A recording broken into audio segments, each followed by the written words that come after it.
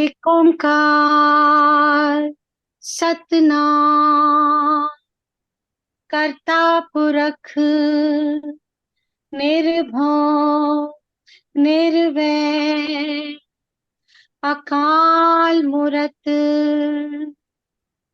अजूनी सैभं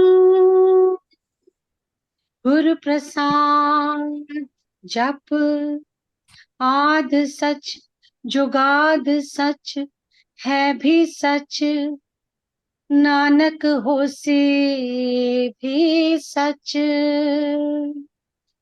सोचे सोच न होवे जे सोचे लखवान चुप्पे चुप न होवे जे लाई रिया लिपता भुखिया भुख न उतरी जे बन्ना पुरिया पार सहस्या पालख होवे ता इक ना चले नाल किवे सचियारा होइए किवे कूड़े टुटे पाल हुक्म रजाई चलना नानक लिखे। नानक वाणी जपजी साहिब। आइए सुनते हैं नानक वाणी और उसकी व्याख्या। असंख्य नाव असंख्य ठाव अंगम अंगम असंख्य लो असंख्य करही सिरी पारु होई आखरी आखरी नामो अखरी सलाह अखरी ज्ञानु गीत गुण गा अखरी लिखनु बोलनु बानी अखरा सिरी संजोगु बखानी जिनी एही लिखे तिसु सिरी नाही जीव फुरमाए तिव तिव पाही जेहा जेता कीता तेड़ा नाऊ विनु नावे नाही को थाऊ कुदरती कवन कहा विचारू वारियां न जावा एक वार जो तुदु पावे साईं पुलिकार। हो गया है। हाँ जी, बिमी जी पढ़िए। हाँ जी। उस प्रभु के असंख्य नाम हैं और असंख्य निवास स्थान हैं। असंख्य ही पृथ्वियां हैं जहां मनुष्य पहुंच नहीं सकता। जो उसको असंख्य कहते हैं वे अपने ही सिर पर बोझ डालते हैं। शब्दों की रचना से उस प्रभु का नाम लिखा जाता है। शब्दों द्वारा ही उसकी प्रशंसा की जाती है। शब्दों द्वारा ही ज्ञान प्राप्त होता है और शब्दों द्वारा प्रभु स्तुति के गीत गाए सुने और समझे जाते हैं। शब्दों द्वारा ही वाणी का लिखना और बोलना संभव होता है। शब्दों द्वारा ही प्रभु का जीवों के साथ रिश्ता वर्णित किया जाता है। परमात्मा ने सभी की किस्मत लिखी है, उसका कोई आलेख नहीं है। जैसे जैसे उस परमात्मा का आदेश होता है वैसे वैसे ही जीव सब कुछ प्राप्त करते हैं। जो कुछ उसने रचा है सब उसके नाम की व्यापकता है। उसके नाम के बिना कोई स्थान नहीं है, सर्वव्यापक है। मुझ में इतना सामर्थ्य नहीं कि मैं अनंत कुदरत का विचार कर सकूं, अध्ययन कर सकूं। मैं उसकी अथाह और असीम कुदरत पर कुर्बान हो जाऊं। जो तुझे अच्छा लगता है वही काम अच्छा है। हे निराकार परमात्मा, तू सदा ही अटल रहने वाला है। इंग्लिश बोलिए। हाँ, इंग्लिश इससे विनोद जी से बोल देते हैं। हाँ जी, विनोद जी आप बोलिए इंग्लिश। हाँ जी हाँ जी हाँ जी बोल रहा There are countless names of God and countless his abodes. The countless realm of God are inaccessible and beyond approach. Declaring them as countless is a great burden in itself. आखिर नाम आखिर सलाह पता नहीं हाँ ऐसे. From the word comes the names, from the word comes the praise. आखिरी ज्ञान sorry from the word we get knowledge to sing the glory of God. From the word we get wisdom for writing and speaking and composing divine hymns. From the word mortal destiny is inscribable for the forehead. These distinct words are invisible on forehead. Yet everything happens the way he wills. Whatever is created in this universe is a manifestation of your name. There is no place created without his name. How do I express his glory nature? I am amazed and bewildered to see his grandeur. Whatever he does, it's good for us all. You are always there who form this world. Thank you. हाँ जी, चलिए सिंह साहब आप बताइए इसका हाँ जी, हाँ explain कीजिए. हाँ जी. तो ये 19वीं पौड़ी है. इसमें गुरु साहब क्या बोल रहे हैं? असंख्य नाव असंख्य थाव. तो नाव जो है यहाँ पे प्लूरल वर्ड है, यानी कि इट इज नॉट द नाम है. जो नाम की सॉरी somebody said ओके. असंख्य नाव यहाँ पे प्लूरल है. यहाँ पे नाव उस नाम की बात नहीं हो रही है, नेम की बात हो रही है. मतलब इस कुदरत में या इस प्रकृति में असंख्य अनगिनत नाम है. मतलब जैसे अनगिनत स्पीशीज हैं, अनगिनत जनजातियां हैं, मतलब जो भी अनगिनत हैं, असंख्य नाम है, उनके हर एक के नाम है अलग अलग है. और असंख्य थाव और असंख्य जगह हैं यहाँ पे, अलग अलग हैबिटेट्स हैं, अलग अलग जगह हैं जहाँ भी सब जगह कई कई लोग बसते हैं, कहीं पे कोई और बसता है, कहीं पे किसी डिफरेंट प्राणी बैठता है, कहीं पे ह्यूमन बीइंग है, कहीं पे नहीं है, कहीं पे जंगल है, कहीं पे अलग खेत खलिहान है. तो अलग अलग ठाव है, अनगिनत है वो. अगम अगम असंख्य लो. और उसके बाहर चले जाएं अगर धरती के बाहर, तो अनजाने अनपहचाने, जिनको हम जानते भी नहीं है, देखा भी नहीं कभी है, ऐसे असंख्य प्लैनेट्स हैं, स्टार्स हैं, मून है, और यूनिवर्स है, मिल्की वेज है, लॉट ऑफ थिंग्स, असंख्य है वो भी है. तो इतने असंख्य अगम अगम असंख्य लो. तो उसने आगे चलते जाए तो असंख्य की संख्या असंख्य ही रहेगी, कभी खत्म नहीं होती है, अनएंडिंग है. फिर कहें असंख्य करे सिर भार हुए. हम ये असंख्य बोल के भी सिर पे भार ले रहे हैं, यानी कि हमारे बस की बात ही नहीं है कि हम इसको एक्सप्लेन कर सके. ये हमारे बस में आता ही नहीं है किसी भी हालत. मतलब हम इसको नहीं पहुंच सकते. मे बी अभी उनके 500 साल बाद हमने कहीं मून पर पहुंच गए या मार्स तक पहुंच गए, लेकिन उसके ये कुछ बहुत ही मिनिस्क्यूल है जो जो हमने पहुंचा है अभी तक. इवन उसके बाद भी, उस वक्त तो साइंस थी ही नहीं, उस वक्त साइंस डेवलप ही नहीं हुई थी. जिस वक्त ये नानक की वाणी है, उस वक्त साइंस इतनी डेवलप नहीं थी. फिर अखरी नाम अखरी साला. अखरी जो नाम है, उसको हम समझ के हम समझते हैं उसको. मतलब अखरी मतलब अखर मतलब होता है शब्द है. उसको हम समझ जाएंगे तो ही उस तक पहुंच जाएंगे है? और अगर नहीं समझे तो हम गलत रास्ते पे भी जा सकते हैं. यानी कि उसको सही से समझना है हमको है? तो नानक इसको बोल रहे हैं कि अखरी नाम. ये यहाँ पे असंख्य नहीं बोला है, अखरी बोला है. अखरी मतलब शब्द है.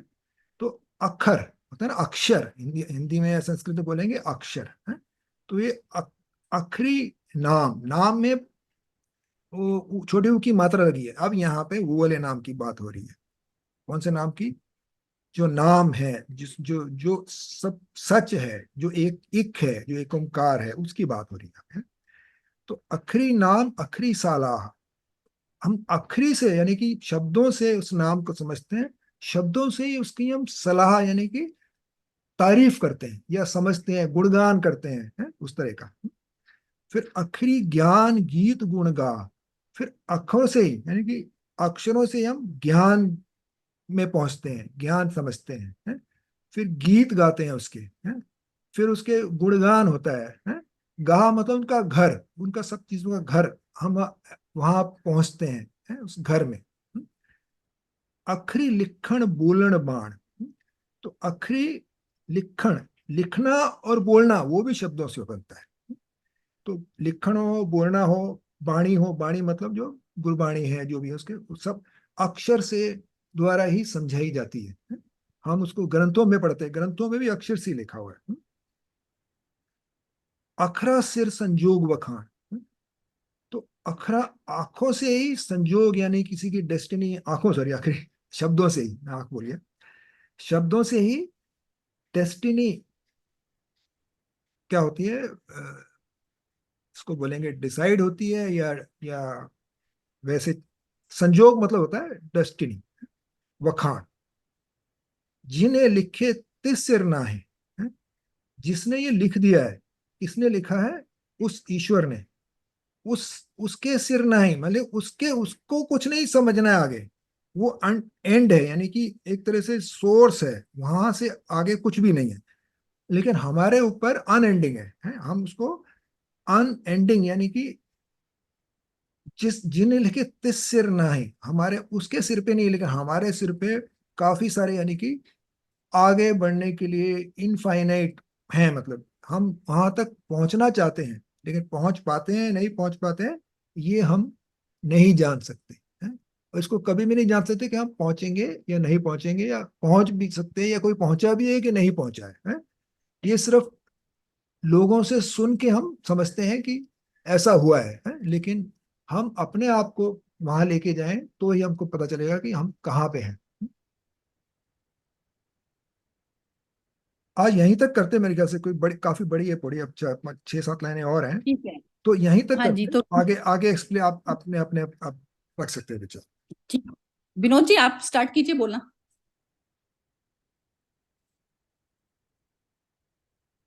हाँ जी, हाँ जी, इसमें जो पहली वाले लोहे हैं, उसमें शब्दों की रचना, प्रभु का नाम लिया जाता है, प्रभु की प्रशंसा की जाती है। इसमें ये अर्थ समझ में आता है कि भक्ति योग के द्वारा प्रभु से हम प्राप्त हो सकते हैं, प्रभु से मिलन कर सकते हैं। मतलब जैसे कहा जाता है कि भक्ति योग हो गया, कर्म योग हो गया, और ज्ञान योग, मतलब जो अलग अलग रास्ते हैं प्रभु के पास जाने के। तो इसमें पर्टिकुलरली भक्ति योग जो शुरू से ही गुरबानी में नाम और भक्ति का जो है काफी इम्पोर्टेंस दिया गया है। इसमें वही कह रहे हैं कि भक्ति योग के द्वारा आप प्रभु से मिल सकते हो।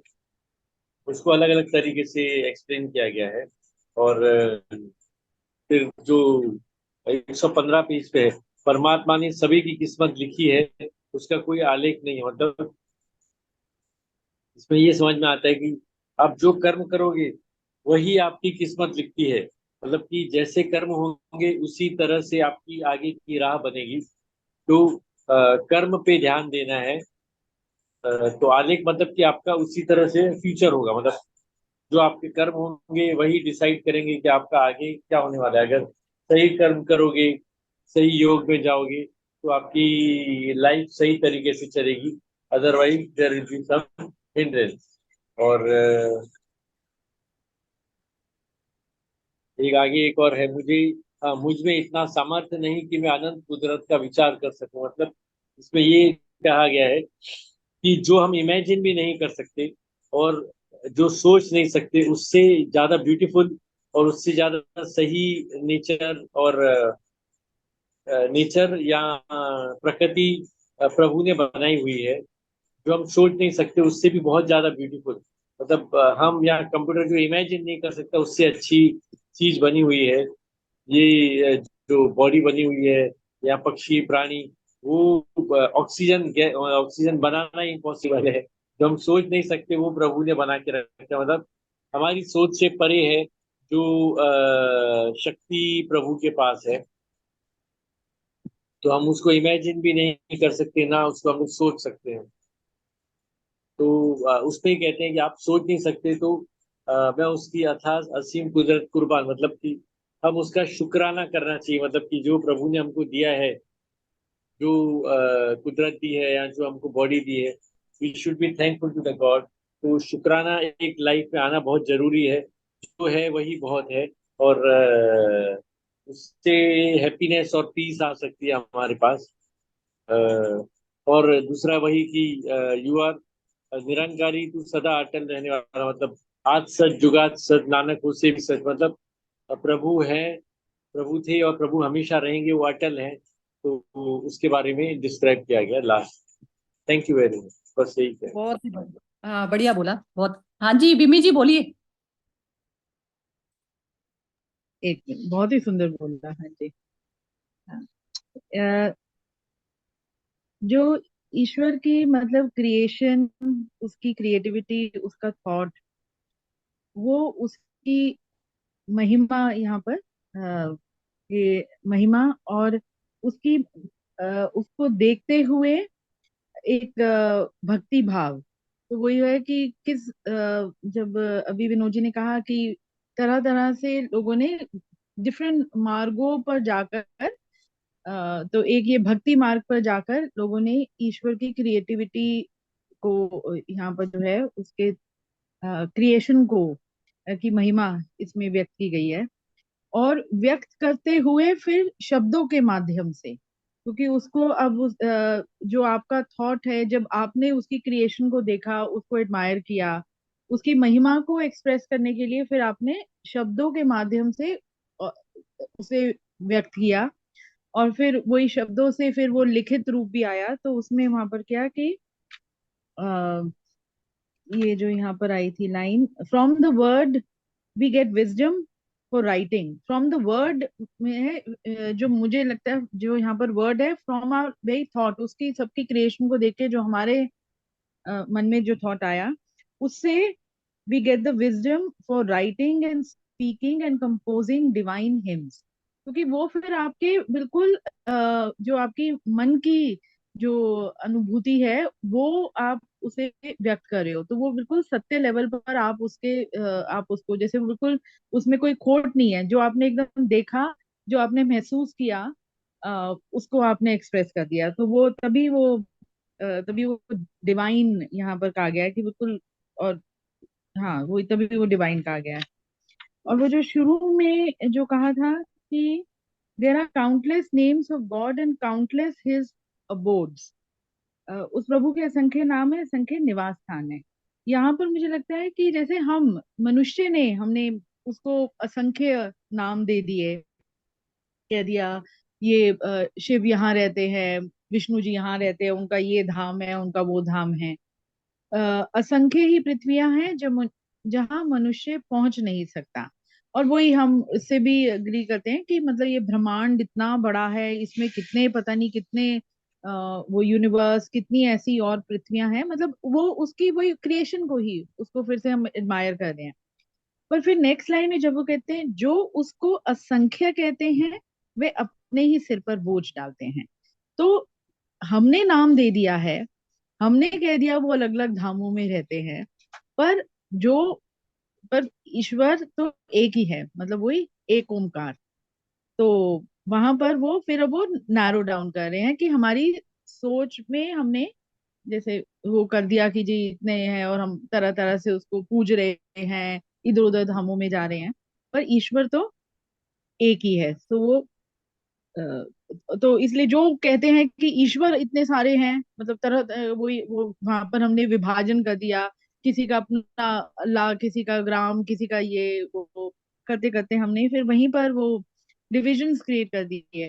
तो वो कह रहे हैं कि जो लोग इस तरह से कहते हैं कि अलग अलग ईश्वर हैं, तो वो अपने ही सिर पर मतलब वही बोझ ही डाल रहे हो आप, लोगों में गलतफहमियां लोगों में कर रहे हो, और सब कुछ उसी से ही तो ये सारी जो तरह तरह की बेचैनियां जो क्रिएट हो रही है। तो यहाँ पर मुझे ये लगा तीसरे में। और फिर वो शब्दों पर आ गया कि शब्दों के माध्यम से हमारा एक्सप्रेशन है, हमारे अपने जो उसकी जो हम अनुभव कर रहे हैं, उस पार को, और हर क्षण महसूस करते हैं अपने में, हर क्रिएशन में ही उसकी जो है उसमें ईश्वर को देख रहे हैं। तो उसको फिर एक्सप्रेशन हम शब्दों के माध्यम से, फिर शब्दों से, फिर वो लिखित रूप में आ गया, गाने से आ गया, वो सब तो अलग अलग। ये मुझे समझ में आया था कि शब्दों द्वारा ये जो from the word mortals destiny is inscribed on the forehead, on the forehead मुझे लग रहा है वो इंग्लिश में थोड़ा सा वो गड़बड़ कर दिया गया है, तो हिंदी में सही है, शब्दों द्वारा ही प्रभु का जीवों के साथ रिश्ता वर्णित किया जाता है। तो वही है कि हमने वो रिश्ता डिफाइन तक वो ठीक है कि हम जो हम ईश्वर के प्रति उस पार में जो एक कहते हैं बॉन्ड उससे महसूस करते हैं, उसको उसके लिए शब्दों का सहारा या लिखित रूप में, पर उसको असंख्य कह देना वो गलत है, क्योंकि एक ही परमात्मा है, एक ही ईश्वर है, और सभी जीवों में वही है। हाँ जी, बस मुझे ये बहुत समझ बढ़िया। आया। निम्मी जी बहुत ही बहुत बढ़िया बोला, बहुत एकदम हाँ एक जी। क्लास। अब ये उपासना, ये दीपा बोलना चाहती हो? चलो ठीक है, नीलम जी आप बोलिए। जय गुरुदेव। मैं सबको हाँ जी, प्रणाम जय करती गुरुदेव। हूँ, पहली बार हाँ आई जी, हूँ। हाँ जी, हाँ जी, मैं बोलिए। तो जो अभी मेरे पास पुस्तक नहीं है, मैंने जो सुना ये समझ आया, इसमें प्रभु की विशालता को डिस्क्राइब करा गया है। इतना विशाल है कि हमारी बुद्धि में वो समा ही नहीं सकता, बुद्धि में तो समा ही नहीं सकता, ना हम इमेजिन कर सकते हैं कि वो कितना विशाल है। दूसरी बात ये कही गई है कि शब्दों से ही सब होता है, शब्दों से हम गुण गाते हैं प्रभु का, शब्दों में गुण लिखते हैं, शब्दों में बोलते हैं, शब्द ही सब कुछ है। उसी के ऊपर फोकस करेंगे तो हमको वहीं से ही ज्ञान मिल जाए। और ये बोला है कि आदि सच जुगादि सच, नानक होसी भी सच, मतलब भगवान ही सब कुछ है। अगर वो समझ आ जाए कि सब कुछ ईश्वर के द्वारा ही हो रहा है, तो और कुछ समझने की जरूरत ही नहीं। परफेक्ट, बहुत जबरदस्त बोला है आपने। ये मेरे मतलब ये वाली मेरे जो वर्डिंग होनी थी वो चीज ली आपने, बहुत ही सुंदर बोला। और बोलना है नीलम जी आपको, या फिर? नहीं, मेरे को नहीं है ना, तो मेरे को अभी इम्प्रेशन इतना नहीं पड़ा ना उस अच्छा शब्द अच्छा, नहीं में। बहुत नहीं, आपने तो एसेंस बोल दिया ना, जरूरत ही नहीं है उससे ज्यादा। बिल्कुल बढ़िया बोला आपने। हाँ जी, मोना बोलो। नहीं जी, नहीं बोल आज। अच्छा, अनामिका जी बोलो। हाँ, वैसे तो आज सबने ही सब बोल दिया है। जैसे यही है कि जो विमी जी ने बोला कि जब हम उनको असंख्य कहते हैं भगवानों को, तो फिर वही आ जाता है किसका ध्यान करना है किसका नहीं, फिर हम अपने ऊपर एक बोझ डाल देते हैं, क्योंकि वो एक ही है सब। और हम उनकी जो प्रशंसा है या उनकी स्तुति हम शब्दों के द्वारा ही कर सकते हैं। और जो हमें लाइक ज्ञान भी है, हमें मतलब शब्दों से ही मिल रहा है, जैसे गीता हो गया या गुरुवाणी हो गया, उसके थ्रू ही हम मतलब भगवान से मतलब कनेक्ट हो पा रहे हैं, या मतलब जो ज्ञान ले पा रहे हैं। और मेरे को लगता है कि शब्द बहुत पावरफुल होते हैं, उन्हें बहुत सोच समझ के लाइक खर्च करना होता है। ये एक मेरा खुद का वो है थॉट। और उनकी इसकी ईश्वर की महिमा को तो व्यक्त किया ही नहीं जा सकता, बस इतना ही बोलना है। हाँ, बहुत सुंदर ही बोला। पहुंच गए वहां तक, ऐसा कुछ नहीं है कि उसमें मेरे पास में भी कुछ अलग है, लेकिन यही रिपीट ही कर रही हूँ मैं भी। तो ये जो असंख्य नाम और असंख्य निवास स्थान, उस अवस्था को बोला जाता है। सारा कुछ जो मैनिफेस्ट जो जगत है, जो सारा रूप आकार जो हम दिखाई देता है, उसमें सब में क्रिएशन में क्रिएटर समाया हुआ है। अब क्रिएटर के द्वारा सारा कुछ चल रहा है। अब उसमें हमारे पास, हम क्यों पढ़ रहे हैं गुरुवाणी, अब उसमें क्या होता है, जो हमारा माइंड निर्मित हो जाता है, माइंड को बार बार अब क्या है, जैसे मेरा माइंड 0 लेवल पर आ गया तो मेरे लिए वर्ल्ड वहां पर एग्जिस्ट नहीं करता, वर्ल्ड शून्य हो जाता है मेरे लिए, सारी ही क्रिएटिविटी क्रिएशन जो है उसी की हो गई। अब मैं लेकिन अपनी बॉडी को कुछ अलग सा मान लेती हूँ, तो वैसे ही मेरा अहंकार, तो मेरा तो दुख है, मैं यदि दुख से मेरे को मुक्ति मिल जाए तो मेरा खत्म हो जाता है ना, चैप्टर एंड हो जाता है। तो उसमें कहते हैं जैसे बार बार विड्रॉ करे अहंकार, बार बार विड्रॉ करे अपने माइंड को कि मैं नहीं तू ही, तो तू क्या हो गया, वो शब्द में समा गया मेरा मन। अब मेरे द्वारा नहीं चल रहा ना, टोटल जो सारा संपूर्ण जो जगत चल रहा है वो एक के थ्रू ही चल रहा है, तो सारे ही जितना जीव जगत है सारा उसके थ्रू चल रहा है। अब अहंकार का दुख क्या होता है, जैसे वो अपना फॉर्म कर लेता है, वो अपना इस बॉडी को अपना मान लिया, अपने मान के उसके अपने विचार, जैसे हमारे माइंड में एक भी थॉट जो क्रिएट हुआ वो माइंड की क्रिएशन शुरू हो जाती है। विष्णु वो जो ब्रह्मा वाला जो चैप्टर है, सृष्टि रचन शुरू हो जाता है हमारा अपना। तो जब हमारी पर्सनल सृष्टि जो हम बना लेते हैं वो हमारा दुख का कारण बन जाता है। तो जब सारी यूनिवर्स उसी के घूमती है तो हम छोटा सा जो कोई भी जो कार्य हमारी बॉडी के थ्रू होता है, जो उस पर हम क्लेम करते हैं कि ये मेरा करा हुआ, तो वहीं पर ही जो है अहंकार का जो है रोल शुरू हो जाता है। अब उसको कैसे कहते हैं, किसी चीज में तो हम कहते हैं अच्छा कोई चीज अच्छी, जो जगत में जो कार्य हमारे को अच्छा दिख रहा है होते हुए में, अच्छा जिसको हम बोलते हैं कि जैसे किसी को दान देना हम इसको अच्छे कैटेगरी में लेते हैं, किसी की हत्या करना हम इसको बुरी कैटेगरी में लेते हैं। तो अच्छे और बुरे दोनों की स्टैम्प कौन लगा रहा है, अहंकार लगा रहा है। तो जब अहंकार अपने आप को विड्रॉ करके सारे यूनिवर्स में, आप देखिए कि जब आपका मन किसी भी चीज में एंटर नहीं करता तो आपसे शुद्ध कर्म होते हैं, आपको सही गलत सारा पता होता है, वहां पर सही गलत पूरा पता होता है कि आप जो करना चाह रहे हैं। अहंकार में भी वो जैसे दान कर रहा है तो वो इस चीज में क्या बनाएगा कि ये दान वाली जो चीज है ये अच्छी होती है, इससे मैं पुण्य कमाऊंगा, लेकिन उसने छोड़ा नहीं क्योंकि उसमें अहंकार का रोल आ गया, वो पुण्य वाली भी जो अवस्था आ गई।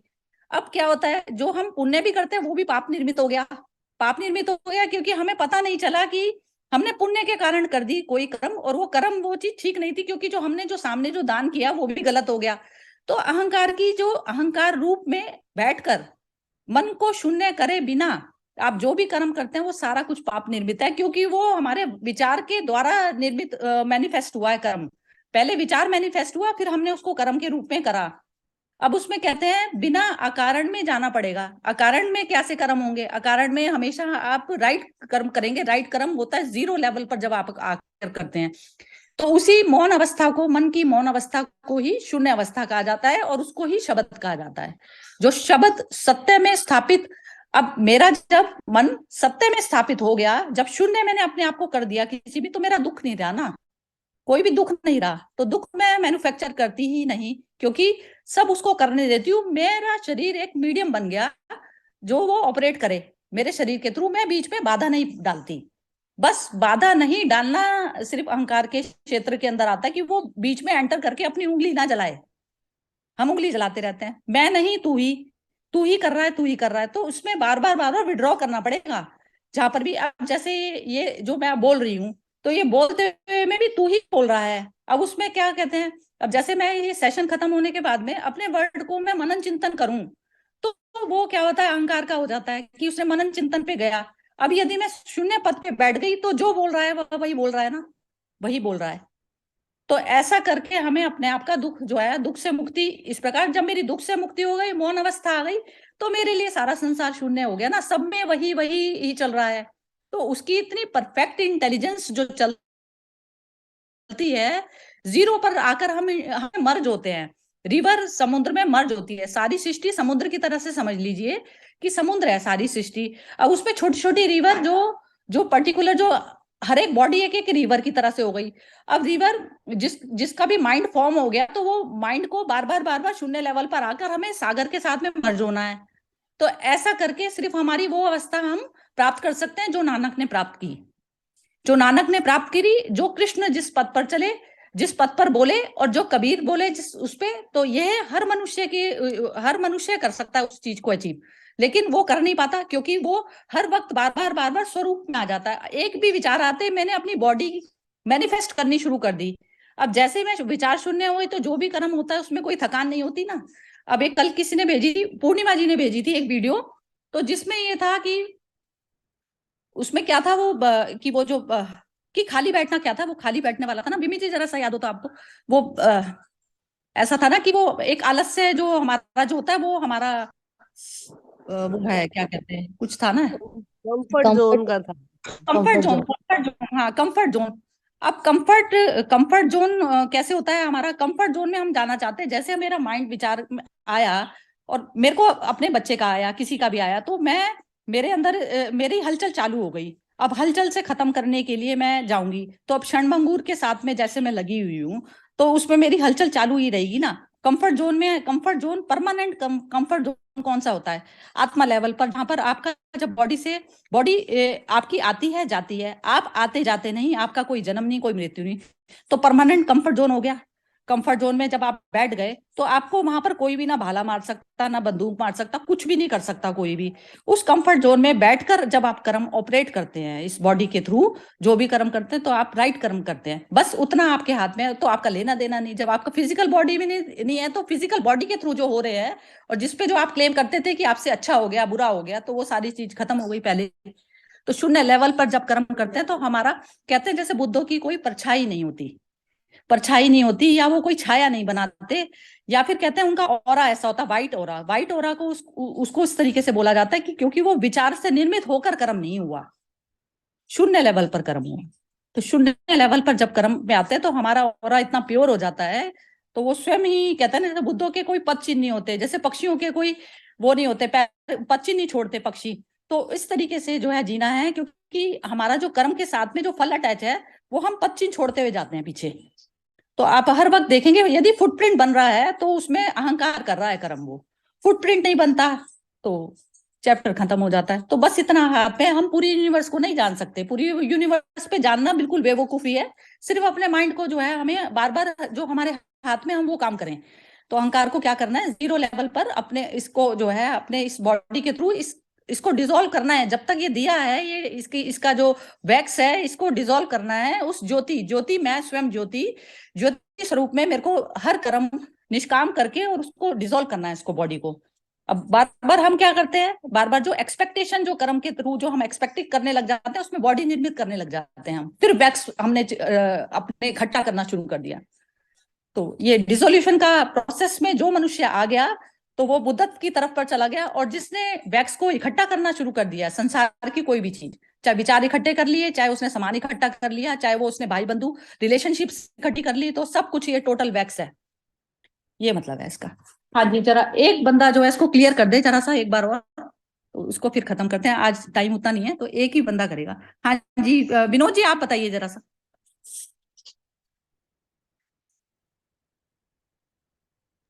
विनोद, हाँ विमी जी बोलेंगे, मैं नहीं बोल पाऊंगा, विमी जी अच्छा बोलेंगे।